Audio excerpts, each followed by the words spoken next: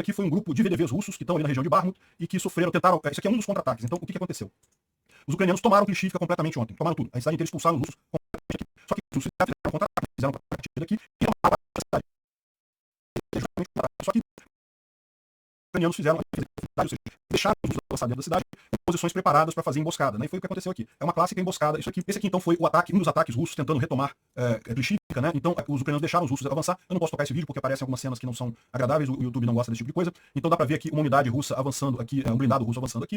Em determinado momento, os ucranianos abrem fogo sobre o blindado, pegam os russos desprevenidos e o que se segue é uma confusão de russo caindo, porque os russos estão desprotegidos e os ucranianos estão aqui nos destroços dos prédios aqui. É uma emboscada clássica isso daqui. E em determinado momento, os russos desistem, né? O cara do blindado resolve dar marcha ré e fugir, ainda assim é metralhado até parar ali na região. Ou seja, terminou com um chão coberto de russos ali na cidade de Klishchiivka, né? Mas é aí que tá, né? Os ucranianos ainda dizem que não estão em controle da cidade porque os russos continuam tentando fazer esse tipo de contra-ataque, né? E os ucranianos estão gostando, né? Faz mais, né? Porque acabou com um monte de russo ali na região. Quanto mais eles fizerem, melhor, né? Esse vídeo aqui mostra uma outra situação de combate ali naquela região também, aqui já fora da cidade, numa das colinas ali na região, em que os ucranianos desalojam alguns russos ali também, encontram equipamento, coisa e tal. Eu não posso também mostrar o vídeo porque aparece alguns corpos e coisa e tal, mas é mais um ataque aí nesse ponto, nessa casa verde, né? Que é a casa de metralhadora, né? Um ninho de metralhadora ali na região. O pessoal aqui traz a reclamação dos russos sobre o que está acontecendo em Bakhmut, né? E eles falam que o comando das forças russas está usando defesa de carne, né? Ataque de carne, a gente já conhece como é que é esse tipo de operação, de mandar o pessoal para ali, deixa morrer. O pessoal eles fazem muito isso com prisioneiros, né? Com o pessoal que é condenado, que está indo lá. Então, é uma técnica que é conhecida, né? O famoso Zerg Rush, né? Ou seja, manda um monte de soldadinho ruim para lá, que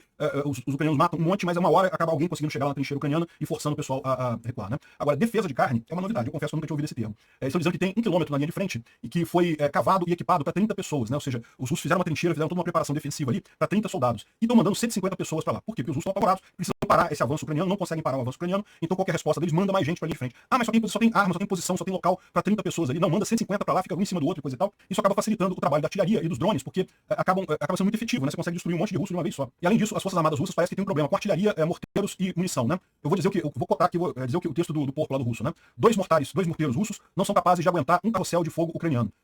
Desde armas de tanque até drones que jogam munição, isso destrói os nossos soldados sem parar, né? Ou seja, a situação que eles estão descrevendo é uma situação realmente bastante crítica ali em Bakhmut.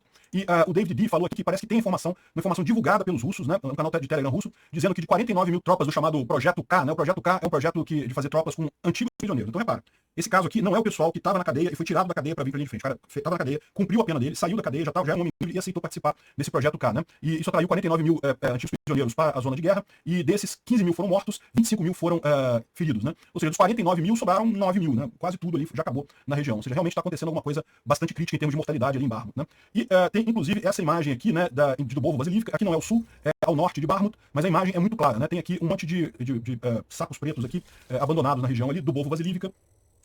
Essa cidade aqui, que está sendo muito atacada pelos ucranianos estão tentando fechar o cerco nela, aqui tomando Berivka e também a M3, mas por enquanto os russos têm a cidade do Dubovo Vasilivka, e é uma cidade muito estratégica, porque aqui também tem colinas altas, na verdade as colinas altas ficam nessa região aqui, mas aí é importante desalojar os russos aqui de Dubovo Vasilivka para tomar as colinas que estão nessa região aqui, e que dão poder de fogo sobre Bakhmut, tal como as colinas aqui ao sul, né, aqui em Klishchiivka.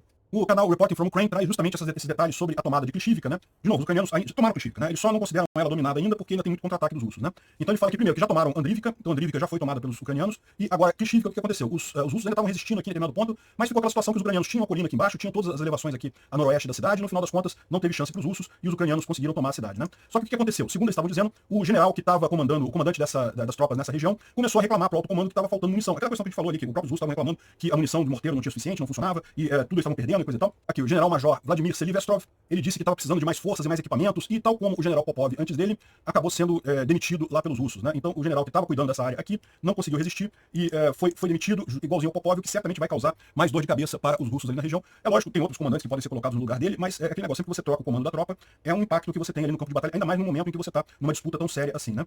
Enfim, os russos tentaram fazer vários contra-ataques aqui, como a gente viu, mas aparentemente não conseguiram retomar a região, né? Os ucranianos ainda estão ali mantiveram uma parte de Klishchiivka e devem acabar de tomar o vilarejo inteiro em alguns dias. E sobre a questão que a gente estava vendo de que o morteiro russo não aguenta a artilharia ucraniana, o que eles estão querendo dizer com isso? O problema principal é a questão da qualidade, né? Os russos têm muito mais armamento, têm muito mais obuses, muito mais canhões, muito mais morteiros, muito mais de tudo de artilharia. A Rússia sempre foi um exército muito focado em artilharia, né? Mas a questão é que o equipamento ocidental é muito mais preciso, então eles conseguem fazer eles têm um ganho muito maior, um resultado muito maior. Mesmo tendo uma quantidade menor de peças, uma quantidade menor de munição, eles conseguem um resultado muito melhor no campo, né? E aqui tem uma uma postagem de um blogger militar russo chamado Bulba of Thrones, falando sobre o genocídio da artilharia russa, ou seja, como a artilharia russa está realmente destruindo tudo. As perdas ucranianas somem em significância devido às russas, né? Enquanto Bradleys e etc. podem ser substituídos, né? Os Estados Unidos têm uma quantidade enorme dessas coisas, os obuses e outras peças de artilharia russas não podem. Eu não sei se não podem não, tá? Porque a Rússia também tem um estoque muito grande dessas peças. Mas enfim, basicamente o que o cara fala é justamente essa base que eu mencionei sobre a questão da precisão dessas armas e a dificuldade que os russos estão com a artilharia ali na linha de frente, né? O Instituto para o Estudo da Guerra focou aqui sobre a questão da briga de poder do Prigozhin, como é que o Prigozhin, estando na Bielorrússia, afeta o balanço de poder entre Belarus e a Rússia. Eu não sei se isso é uma coisa muito interessante, não. Vou pular essa parte. O novo drone marítimo ucraniano chamado Mura V5 vai ser apresentado na Feira Internacional de Defesa, né? Lá na Ucrânia mesmo, ou seja, a nova design dele, parece bonito mesmo, né? O antigo marine americano, né, o ex-marine americano, o Trevor Reed, que estava preso na Rússia, ele foi liberado numa troca de prisioneiros. Aqui não está claro se foi uma troca de prisioneiros com os Estados Unidos diretamente ou com a Ucrânia, né? Esse cara parece que ele estava na Rússia a turismo ou fazendo sei lá o quê e foi preso pelos russos por motivos aleatórios. Realmente é aquele negócio. Nesse momento, com a Rússia desesperada do jeito que ela está com essa guerra, qualquer estrangeiro ir para a Rússia é um risco enorme dos russos prenderem por motivos qualquer aleatórios, justamente para tentar fazer troca de prisioneiros depois, né? O Zelensky falou que a Ucrânia vai receber reforço na defesa antiaérea e isso vai ser direcionado para onde é mais necessário agora.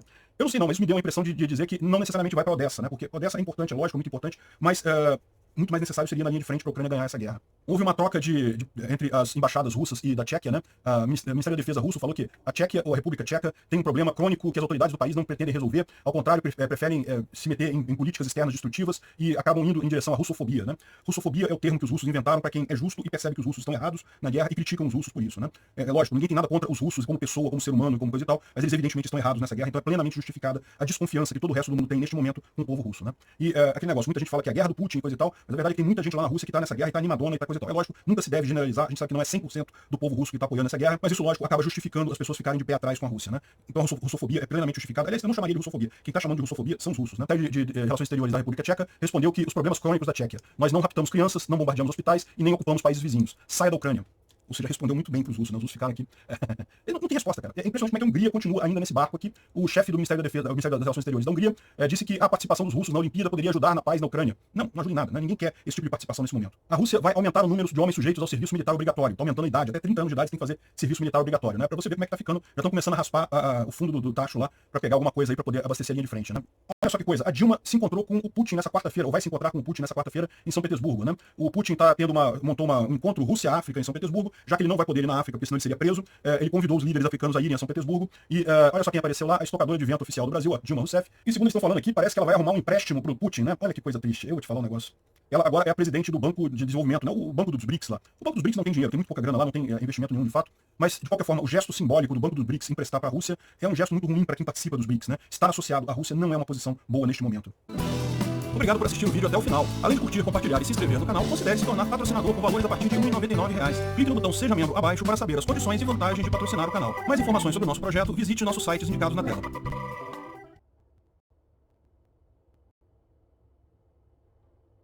Esse é o Revolução, e nós vamos falar agora sobre a situação da Ucrânia, hoje, dia 2 de dezembro de 2024, meio-dia, aqui em Jerusalém e também lá em Kiev, 8 horas, 7 horas da manhã, no Rio de Janeiro, no horário de Brasília, no momento que eu gravo esse vídeo. Eu já estou aqui em Jerusalém, já cheguei bem, né? Foi cansativa a viagem, 2 dias de viagem praticamente, o trem de Kiev até Varsóvia, depois o voo de Varsóvia aqui para Israel, atrasou pra caramba o voo, atrasou várias horas o voo, e quando eu cheguei de madrugada, eu fiquei mais algumas horas lá na salinha de imigração lá, que foi complicada a entrada aqui em Israel, mas enfim, tá tranquilo, consegui entrar, tô aqui no quarto de hotel aqui em Jerusalém, só pra avisar vocês que tá tudo certinho. Tá meio cansado hoje, o vídeo hoje vai ser meio curtinho, porque eu tô cansado, tenho que descansar um pouquinho, mas eu vejo isso depois, né? A Ucrânia teve de ontem para hoje um ataque de drones russos contra o território ucraniano, não teve nenhum ataque ucraniano contra territórios russos hoje, mas ontem a gente ficou sabendo que teve mais um ataque de ataques aqui contra Kursk, nessa região. Pegou mais uma base russa aqui, destruiu mais um monte de gente lá, um monte de comandantes, um monte de soldados russos aqui em Kursk com o ataque. Mas é muito curioso como é que a Rússia poderia ser a terceira guerra mundial, se a Ucrânia usasse o ataque, e já vai aí pro 7º, 8º ataque com ataques em território russo e não acontece nada, né? Bom, no resto da linha de frente, nenhuma grande mudança significativa. O Olaf Scholz está em Kiev hoje, veio fazer uma visita, promete 650 milhões de euros de ajuda para a Ucrânia. Excelente notícia, né? Os protestos na Geórgia continuam também muito fortes, né? Geórgia, esse outro país aqui, nessa região aqui, também sofre a brutalidade russa, tal como a Ucrânia. Os protestos lá estão muito fortes, vão pro 4º dia seguido, muita brutalidade policial contra eles ali, né? E temos uma má notícia hoje, né? O Thiago Nunes, um brasileiro do Pará, que foi lutar na Ucrânia, infelizmente morreu na linha de frente, né? Mais um herói brasileiro aí defendendo a liberdade. Meus sentimentos aí à família e aos amigos do Thiago. Vamos falar sobre esses e outros assuntos em detalhes. Essas notícias foram sugeridas por Zucoloid, filho do Peter não reconhecido e várias outras pessoas. Obrigado aí ao pessoal que sugeriu a notícia lá no nosso site, no www.com. E obrigado a você que está assistindo o nosso vídeo. Se você gosta do nosso conteúdo, por favor, deixe o seu like, se inscreva aqui no canal, né? Pois bem, como vocês podem ver, teve drones russos contra várias regiões aqui da Ucrânia, mas nada significativo. Foram 110 drones lançados, 52 foram derrubados pela defesa antiaérea tradicional, 50 por guerra eletrônica, outros 6 voltaram para a Rússia, o que também é uma certa forma de guerra eletrônica, né? E um que ainda está na Ucrânia. Ou seja, no final só um atingiu o alvo desses drones Shahed 36, todos que os russos lançaram aqui, né? Bom, lembra quando a Rússia gastou bilhões de dólares tentando convencer o mundo, né, fazendo a propaganda dela? Não, porque se a Ucrânia usar ataques, vai ter a terceira guerra mundial, vai acabar o mundo, nós vamos usar os mísseis lá, o Orshnik, o